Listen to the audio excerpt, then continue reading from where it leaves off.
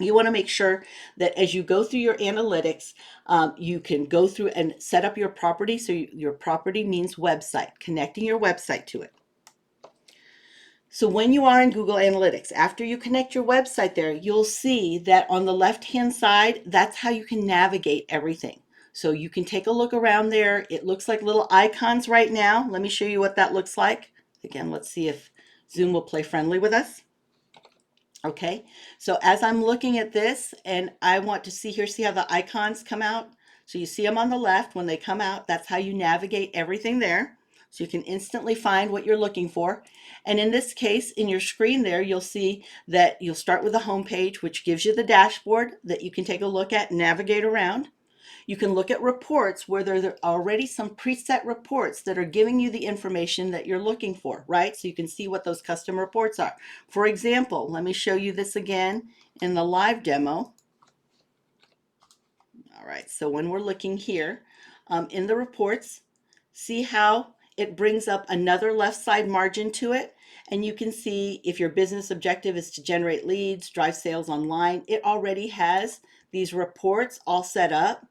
So in this instance, I know they are driving sales online. So it's already set up with all those top metrics that I was just sharing with you already there, ready for them so they can get in, get out, take care of business, take care of customers, which is exactly what you need to know, right?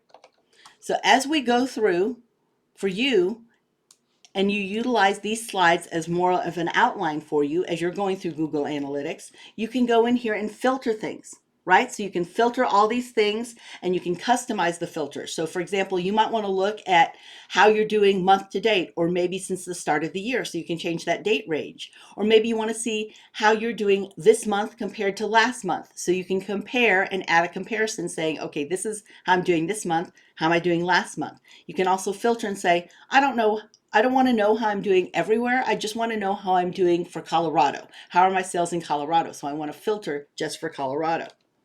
All right, so what is a real-time report? That lets you know. So as you see on the left there, remember that left, that real-time report you'll see there when you click on the report icon, which is the second icon to the left. This is what opens up.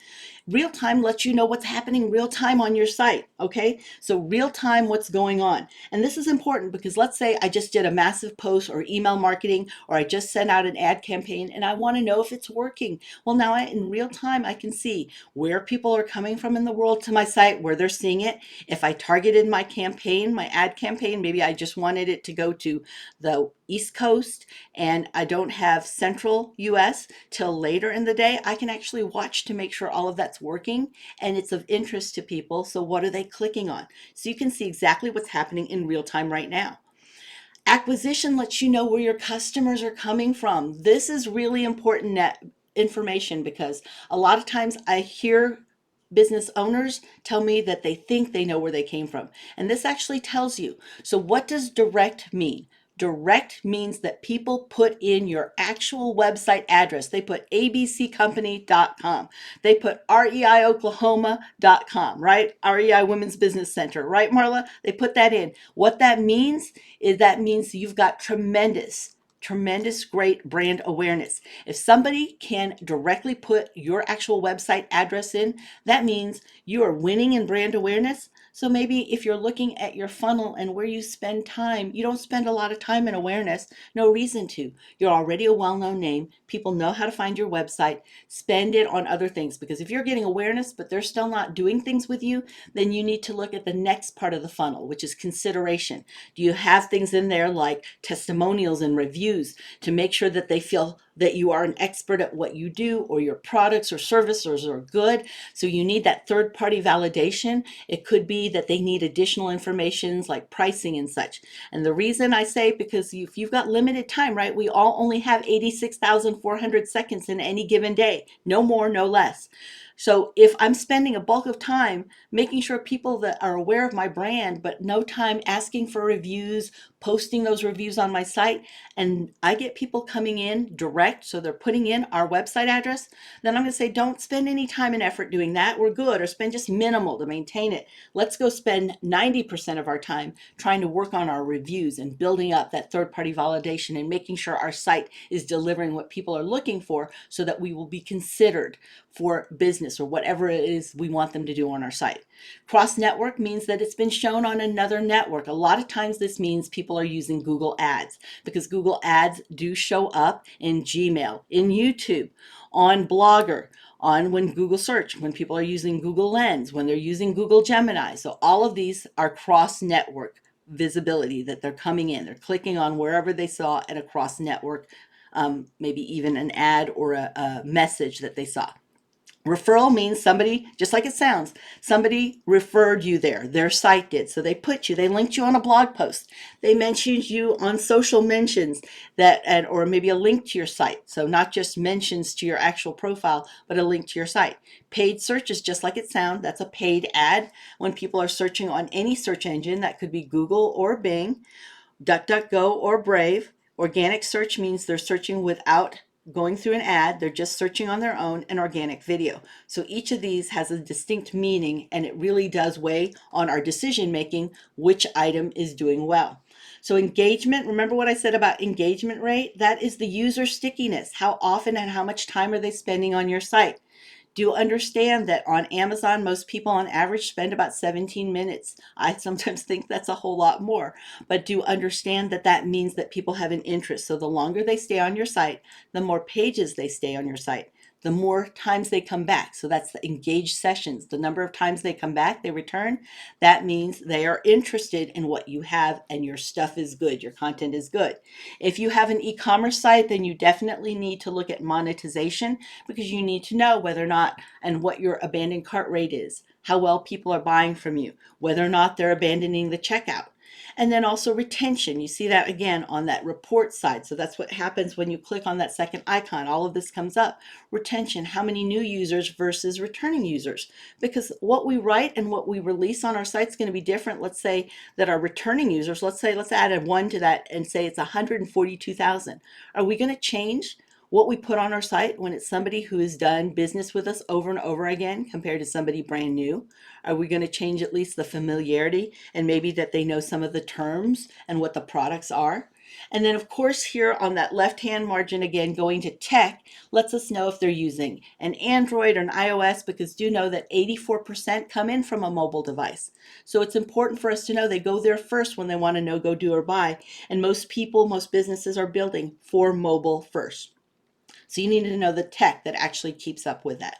Now I showed you live exactly how the search box works. So this gives you the explanation, and you have that handout or the slides in front of you, but you can now utilize that search bar. So lean into it and search for it. This only works if you have Google Analytics 4. Universal Analytics does not do this, and Universal Analytics is not, remember, it ceased to be updated with any information on July 1st. So it actually was sunsetted, and Google Analytics 4 took the place, which is the one you're seeing in front of you and the one that I live demoed to you. What's nice about it is it has insights. So you can see the recommendations in there and take a look at that. I'm not saying to go with Google's recommendations. I don't ever do that, because sometimes Google wants me to spend more on ads than I would ever spend on ads. And I don't think it's that valuable, because maybe my profit margin on that item is just $2. So I can sell it all day long, but that doesn't mean I'm making a whole lot of money. But I want to focus on the thing that gets me the most profit. So I'm going to look at it as a recommendation. That is it. That doesn't mean I'm going to take Google's advice, but it gives me a chance to see it from maybe a perspective or some insights that I don't have in my skill set. You can also go into explorations. That's the third icon on the left there. And explorations takes you through, you can see how people actually travel through your site. When they go to page 1, do they then go to page 3 next? Do they go to page 8? Do they watch the video below in page 9? They read your blog post on page 11 and they come back to page 2. So you can see exactly what they're interested in. And maybe you find out they never go to page 5. Why do I have page 5 if it's no interest to anybody? I need to look at. Does page 5 give them anything? Maybe it just totally misses the mark on what they actually need. Okay. So going back to Eva and Ricky, they did that. They smart tested all their goals. They looked at the 3 cities. They wanted to decide what they wanted to focus on, and they thought that 2 cities were the most profitable. So when they thought the 2 cities were most profitable, what they did is they made sure that Google Analytics was connected to Google Ads, because remember, Google Analytics is free. It is connecting now with Google Ads and teaching Google Ads what your best customers look like. It kills me anytime I see small businesses doing Google Ads without using Google Analytics, because why wouldn't you for free let Google Analytics teach Google Ads what that best customer looks for? Why would you pay more cost per click and much more for testing if this person is going to work or this is the best target audience, when Google Analytics has all the answers? So connect the two together. And even better, if you don't even have to use Google Ads. You don't have to do ads at all. Connect the two together. Google Ads has a free keyword planner in there. Instead of buying something like Keyword Planner, Ahrefs, or SEMrush, now you can use the free keyword planner, and it's leaning into who actually comes and visits your site. So you can use all of those for free. Okay. Now, when you link that together, all you need to do is go to the icon in that bottom left-hand corner, click on there, and it'll walk you through. It's pretty intuitive. Okay. All right, so maybe you want to take a look and view, your searches online. Maybe you want to ask me questions, which you are welcome to do here by using this URL. But now I am here for you if you have any questions. We've got a couple of minutes left, so I want to make sure I address any of your questions. And as I said, it'll be later this afternoon when you get a copy of the slides. This membership here is a paid membership if you want to ask me questions directly. But do understand you've got your whole I'm going to go back to that. In fact, let me stop a moment here, pause the share. But you have all of the Google partners that are here that can actually help you, that have the manpower to actually be of assistance to you, and they know your local resources as well. Okay, so I want to make sure that you go to them and that you reach out to them, because I don't want you to have to try to wait for me to be able to contact me, because I could be in another session, right? Oh, yeah, absolutely. I will definitely share the review QR. Let me bring that up. Resume share. There we go.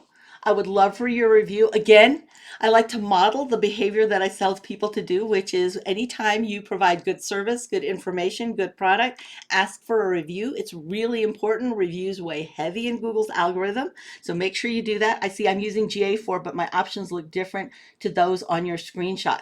Oh, okay, so JD, your options may look different because, let me go here, because it depends on the category of your business. So that was an e-commerce store. What is your business category? What is your industry? Tell me a little bit more about your business, because you're going to have different options depending on that. All right. Yes, absolutely, Heather. You're very welcome. E-commerce dietary supplement. You should see the same thing then. All right. So JD, what you might want to take a look at, since that's also a e-commerce supplement, dietary supplement. So what you might want to do then is look to see, have you entered your goals into Google Analytics? Because for an e-commerce store, if you don't have goals entered, all of your monetization, getting sales and getting leads isn't going to show up. All right, so you need to make sure your goals are in there. And it asks you that. What are your goals? What are your sales goals? What do you want? Again, we're going back to that smart tested goal for you to go through, right? So yeah, WooCommerce does that too. It'll connect with WooCommerce really, really well. So connect the two together, but you're going to have to fill in the part of your goals, because it's going to read everything that WooCommerce can have access to, but it's not going to know what your overall goals are. So you need that for the monetization side. Absolutely. Thank you, Claire. Thank you so much.